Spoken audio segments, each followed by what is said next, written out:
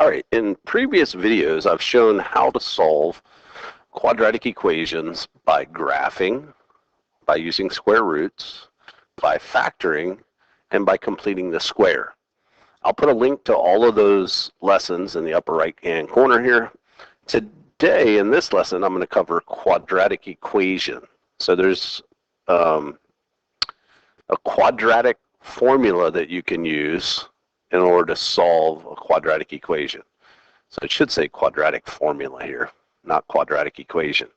And so you can read over this. This tells you when you should use each of the methods. So the quadratic formula is really the last method to use, although it always works. So the reason it's the last choice is because it takes probably the longest to do. All right, so let's get into what the quadratic formula is. All right, so remember a quadratic equation, ax squared plus bx plus c equals 0, and a cannot be equal to 0. So that means there has to be a variable to the second power involved for it to be a quadratic. So to find the roots, or to find the solutions, which are also the x-intercepts, you can use this formula. Negative b plus or minus the square root of b squared minus 4ac over 2 times a. This is something that you would need to memorize. So this is typically not going to be given to you, unfortunately. So let's see how to use this. All right. So first of all, let's put this into standard form. So move the 2x over to the other side. And so this becomes x squared minus 2x minus 8 equals 0. And now look and see what our a, b, and c values are. So the value of a is 1. That's the coefficient on the x squared. The value of b is negative 2. And the value of c is negative 8. And I'd really encourage you to write these down before you get started so you don't make mistakes when you substitute them into the formula. All right, so let's just start plugging things into the formula. That's how this works. So we have negative b. That just means the opposite of b. So b is negative 2, so we're going to put positive 2. Plus or minus the square root of b squared, that's negative 2 squared, minus 4 times a times c.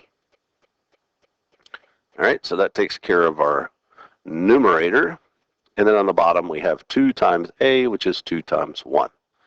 And now we just start doing the math. Make sure you're following PEMDAS. So you can think of the square root here like parentheses. You want to do everything that's inside of here first. So I have x equals 2 plus or minus the square root of negative 2 times negative 2 is 4. And then this is 4 times 1 times negative 8. That comes out to negative 32.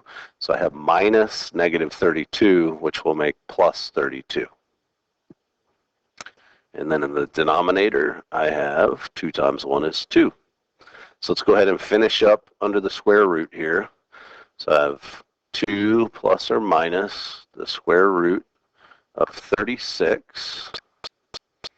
That's all over 2.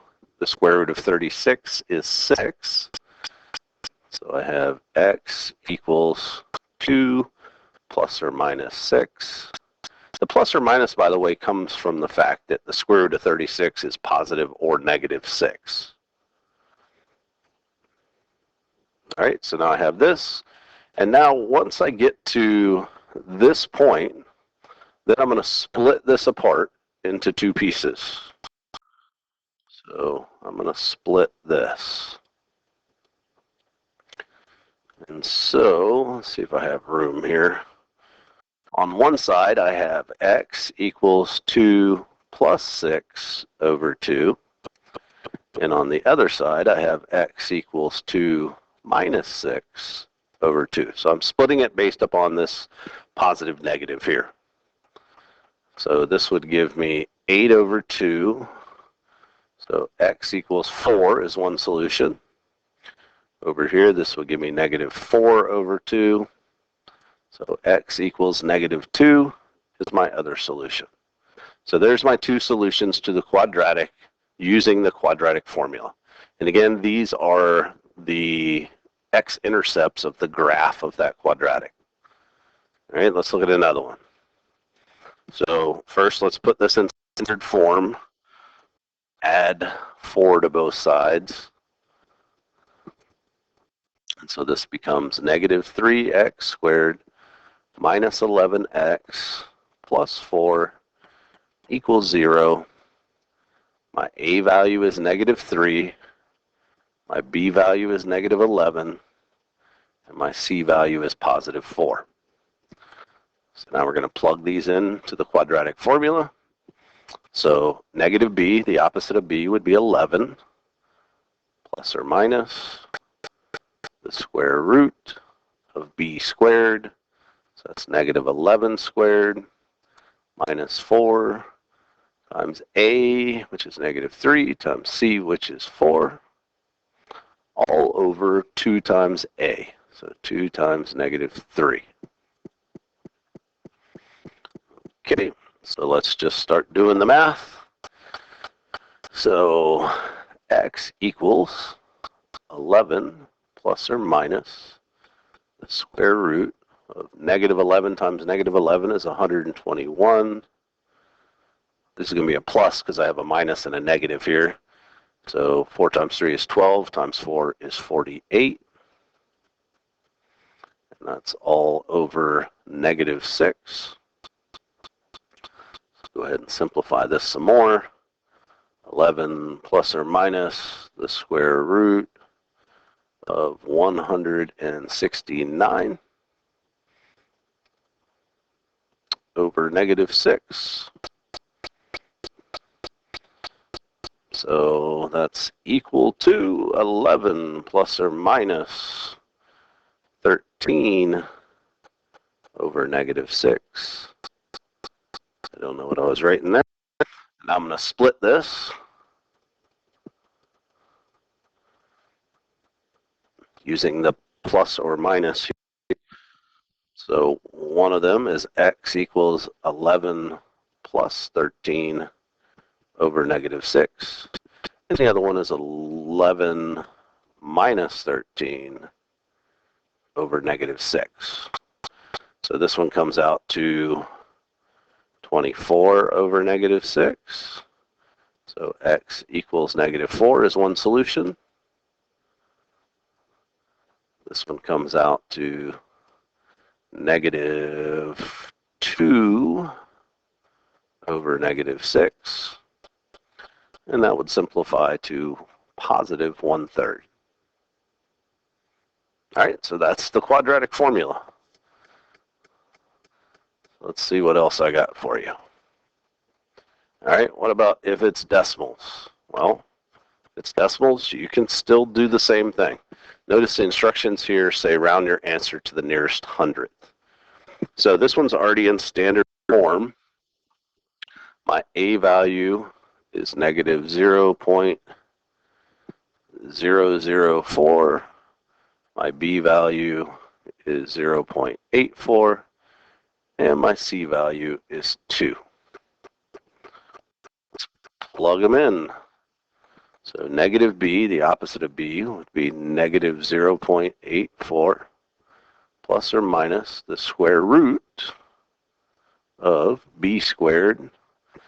So that's 0.84 squared minus 4 times a, which is negative 0.004.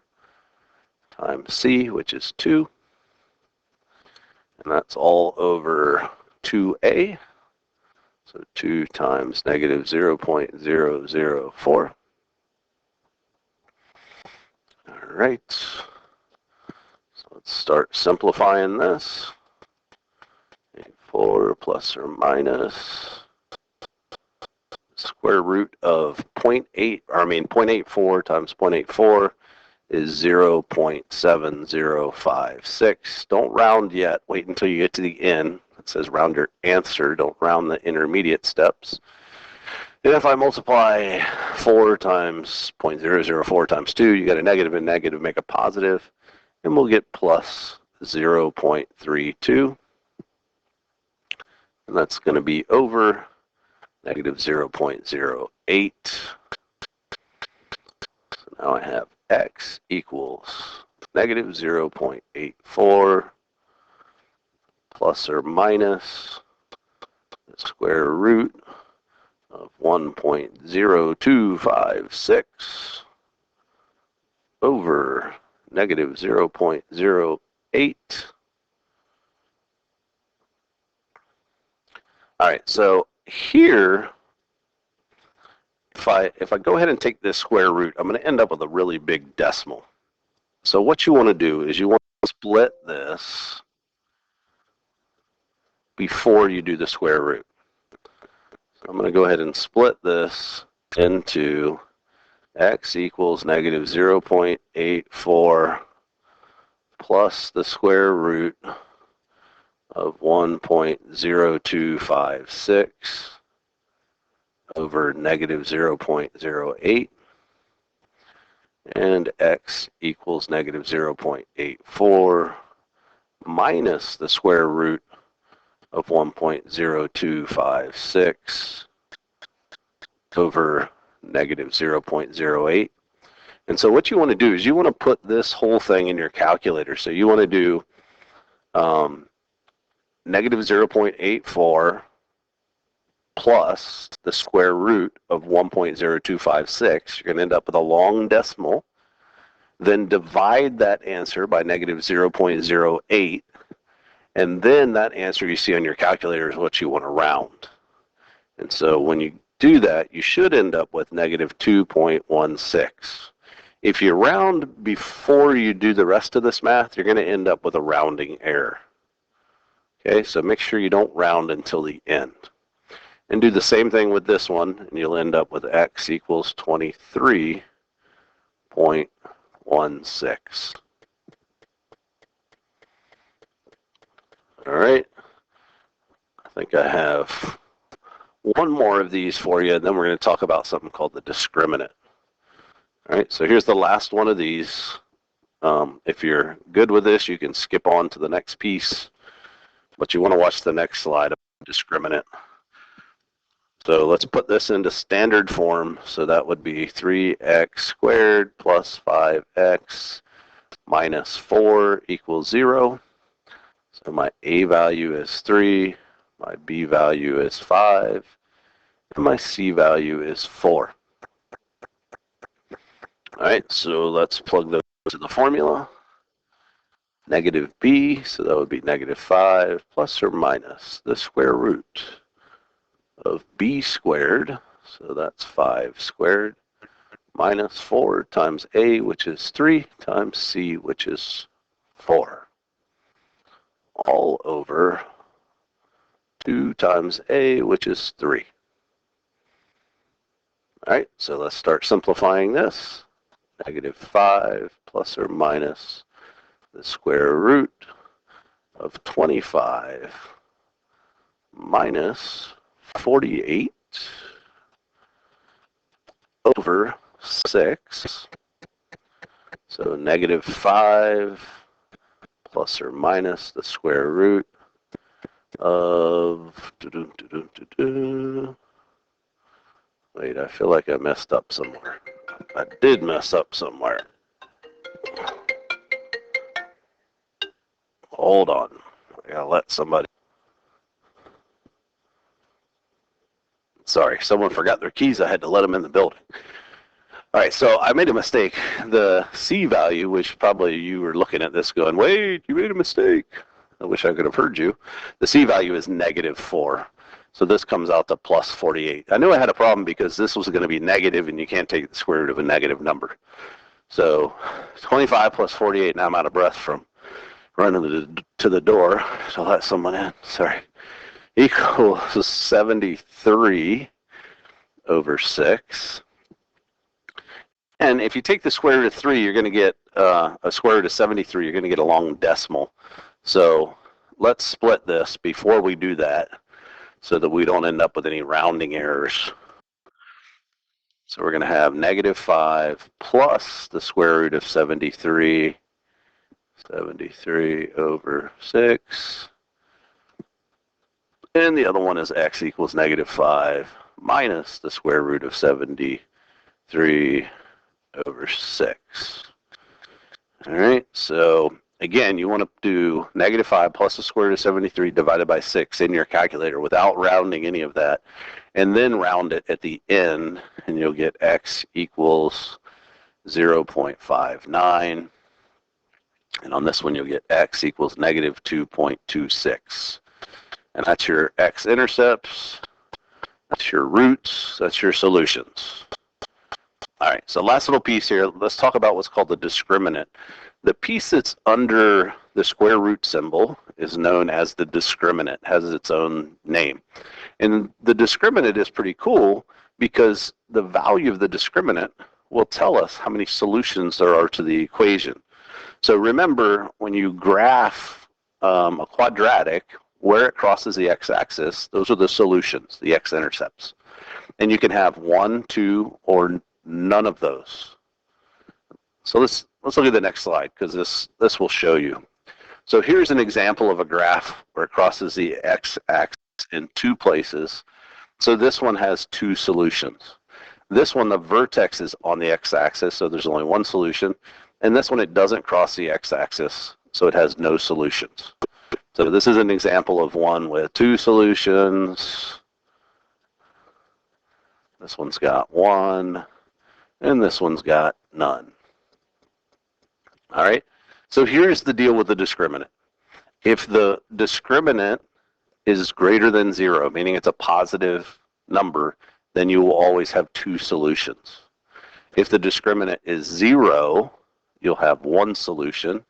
And if the discriminant is 0, then you'll have, or sorry, not 0, less than 0, meaning negative, then you'll have no solutions. Now, keep in mind, let me look back at this real quick. The discriminant, you're taking the square root of. So if it says if the discriminant is 0, you'll only have 1 solution. Well, that's because the square root of 0 is just 0. Whereas the square root of a positive number, you're going to have plus or minus that number. Plus 0 minus 0 is just the same thing, right? But like plus 3 minus 3, that's different things. And then if this is negative, then you can't take the square root of a negative number, and that's why there are no solutions. All right, so I just wanted to show that to you. All right, so like here's an example of, this is a quadratic that has 2 solutions, and I'll show you that the discriminant comes out to a positive value.